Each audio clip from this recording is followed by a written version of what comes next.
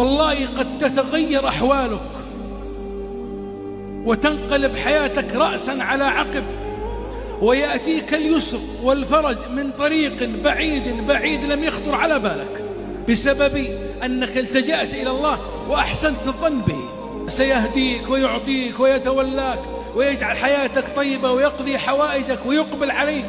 والله أنني أتخيل العافية قد أقبلت عليك والفرج يأتيك بأمر الله سبحانه وتعالى. أيقن أن الله لن يخيبك، وأيقن أن الله جل جلاله سبحانه وتعالى يعلم معاناتك، وأنه لن يخيبك، وأن لك فتحا قريبا، وأن لك فرجا قريبا. لكن اصبر، والله يعلم وأنتم لا تعلمون. يمكن ما أنت فيه الآن هو خيرة الله لك، وخيرة الله لك خير من خيرتك لنفسك. والله سبحانه وتعالى يرتب الفرج متى شاء في الوقت الذي يشاء، والله يعلم سركم وعلانيتكم سبحانه وتعالى.